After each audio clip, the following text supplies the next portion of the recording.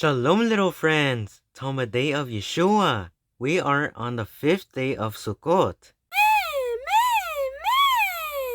That's right, Yossi. Hag Sameach Sukkot, day 5. I really like Sukkot because we can spend time together with our family inside our sukkah. Do you also like it, Yossi? Yes, Sharon. It is a festival that we can enjoy within our sukkah, reflecting on our pilgrimage on this earth. Yossi, I really liked learning about the life of the patriarchs because I learned a lot about how my sukkah should be. Yes, Sharon. We have learned a lot about the pilgrimage of Abraham, Yitzhak, and Yaakov.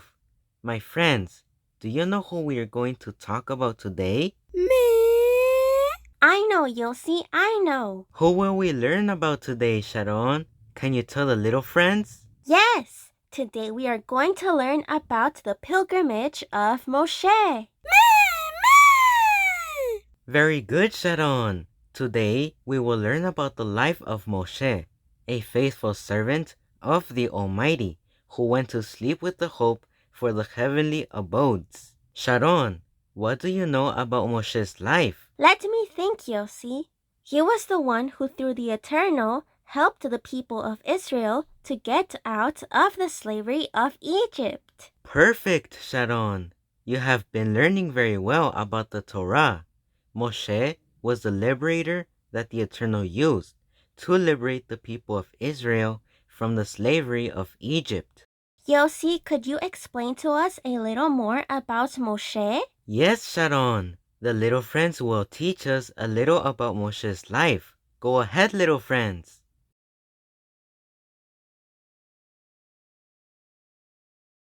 Moshe and His Birth. The name of Moses, or Moshe, means drawn out of the water, or rescued from the waters. This is the name that the Pharaoh's daughter gives him after finding him in the river. At the time of Moses' birth, the people of Israel were going through a difficult situation in Egypt because Pharaoh wanted to harm the Hebrew women's babies. That is why Moses' mother protected him. She put him in a reed basket and covered it so that no water would get into it. This is how Moshe was safe in the river until Pharaoh's daughter found him and adopted him as her son, even though she knew that he was a Hebrew boy. Then she looked for Moshe's mother to raise him in his first years of life. She took advantage of this time to speak to him about the Eternal's instruction, the faith, hope, and the promise of a liberator for their people. Beginning from a young age, Moshe kept everything that his mother told him about his origin and the Eternal Father. How interesting, Yossi! Yes, Sharon. Moshe's life is very interesting, and he brings many lessons to our lives. When Moshe grew up, he saw how the Israelites were mistreated by the Egyptians. Moshe then leaves Egypt, leaving behind the luxurious life he led in the palace. He went to a place called Midian.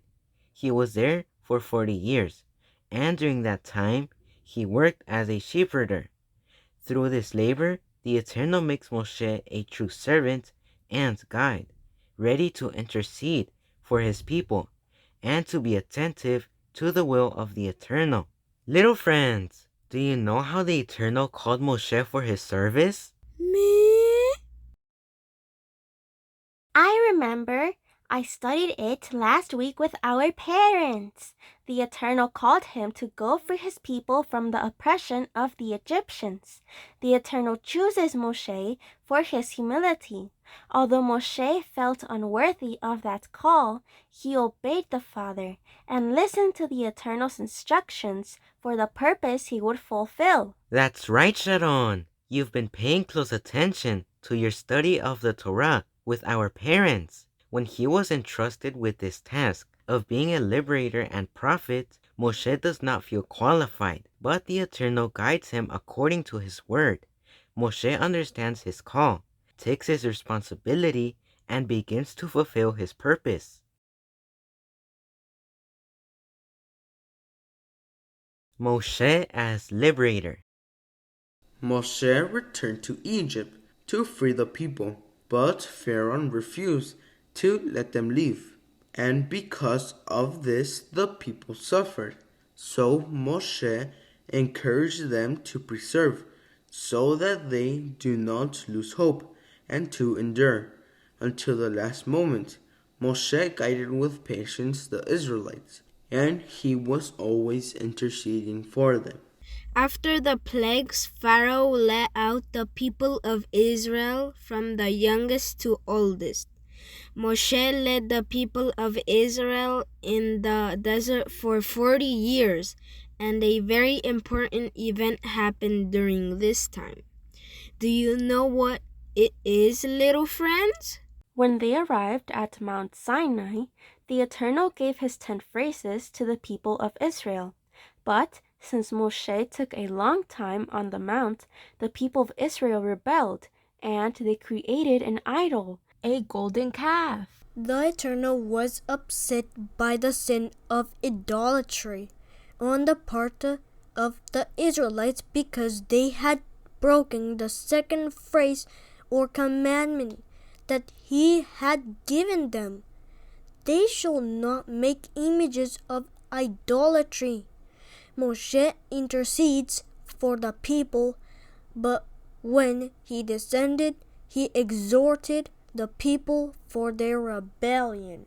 He always transmitted the purpose of the Eternal to the people, so that they would know him, and thus be able to fulfill his commandments. Although the people fell into rebellion, Moshe was patient and always consulted the Father in order to guide them correctly. Moshe lived 120 years. He always obeyed the Eternal, fulfilling his will. He was persevering, and at all times he had his hope in a heavenly dwelling. Moshe died before the people entered the Promised Land. The Eternal only allowed him to see it, but he died with the promise of an eternal dwelling. Yossi, we have learned a lot about Moshe's life, and there is still more to study. Yes, Sharon. In this time of Sukkot, it is very important to reflect on the life of each one of these biblical characters who leave us many teachings about how our pilgrimage should be. Talmidei of Yeshua, the little friends of Cielos Nuevos Niños, will share with us some reflections they have about Moshe's pilgrimage. Moshe, a temporary sukkah. 1. Moshe since childhood learned about the Father's instruction and always kept it in his mind and heart, even while he lived in Egypt and was surrounded by its customs. We also live inside Egypt. All thought this is already a modern Egypt, and our sukkah just remain clean. It must not be infected with the teachings of this world. Number 2. Just like Moshe, let us learn about the instruction of our Heavenly Father. Let's pay close attention to the teachings that the Eternal gives us through the study of the Torah and the words of the Messiah with our parents. If we pay attention, we will always have the commandments of the Eternal in our mind and heart, and thus we will be able to keep our sukkah clean. Number 3. Just as the Eternal called Moshe out of Egypt to serve him, he also called us through Yeshua to come out of the world to serve him, just as Moshe did. We must serve the Eternal with humility and always adore our sukkah with good fruits of obedience, holiness, and exaltation. Number 4. Moshe renounced the earthly things, so we too must live only with what is necessary, being sustained by the eternal and not depending on the world. Our sukkah must be simple and humble. If we always adorn our sukkah with His word, our pilgrimage will remain straight in the eyes of Elohim. Number 5. Moshe teaches us to be patient in our service to the Father. Now the Eternal has given us shalom through the Messiah, and we must not let ourselves be guided by our emotions, nor should we let anything divert us from the path of the Eternal and from our main purpose, which is to reach the eternal dwellings. 6. Moshe is an example of perseverance, because during the time he was in the desert with the people of Israel, they went through many trials. But he always persevered and taught the people to do the same, to always trust in the eternal. So we too must be persevering even in difficult times, so that our sukkah always remains firm and strengthened by the eternal. Number 7. Finally, Moshe's life teaches us that we should be a temporary sukkah with our eyes fixed on the heavenly hope.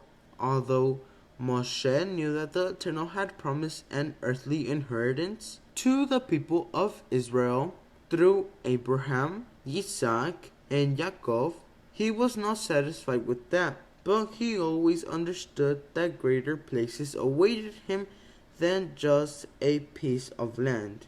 This is why Moshe was faithful in everything that the Eternal ordered him.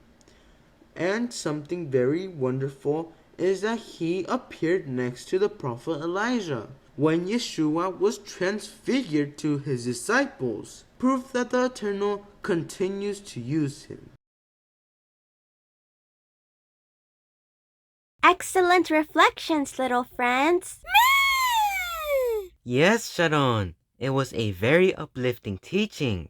Little friends, Tomaday of Yeshua, let us take care of our sukkah, and remember it is temporary, and let us strive day by day to pilgrimage as the Eternal asks us, as He teaches us through His instruction, without being distracted by the deceitful lights of this world, and thus pilgrimage only with the true light, which is Yeshua and the Word of the Father.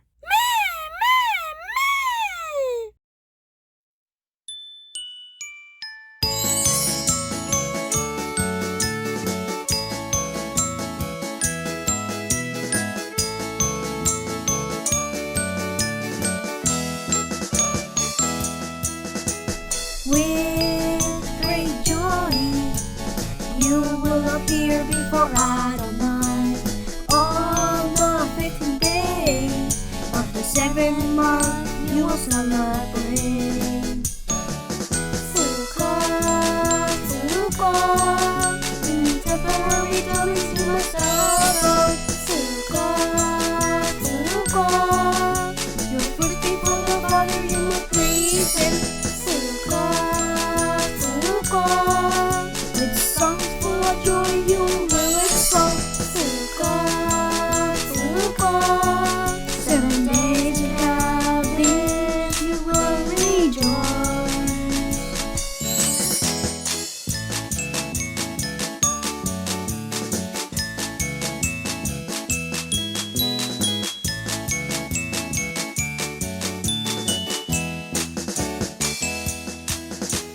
Promises of Yeshua we remember on this festivity. By heavenly abodes, the earthly ones He will transform. Sukkot, Sukkot. In temporary dwellings you must adore Sukkot, Sukkot. Therefore before the Father you must praise Him. With songs full of joy you will exalt Sukkot, Sukkot. 7 days you have it.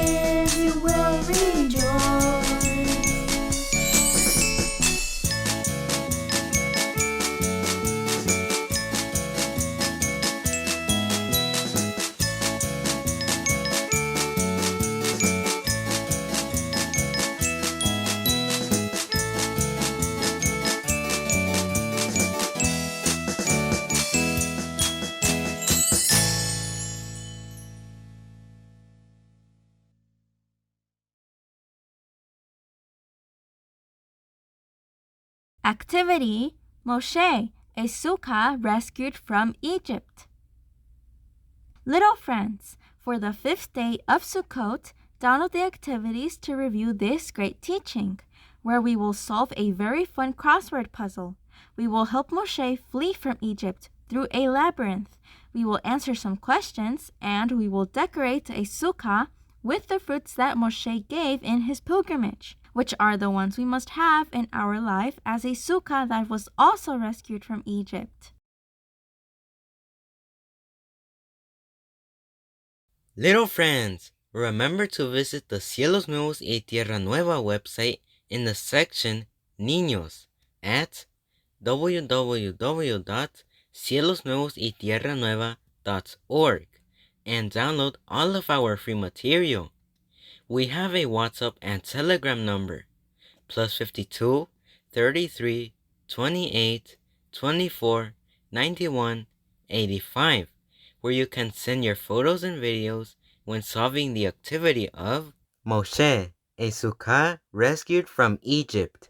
You can also follow us on Instagram and Facebook at Cielos Nuevos Niños. Subscribe to our YouTube channel, YouTube/Cielos Nuevos Niños. And let's continue learning about the Eternal Father's instruction.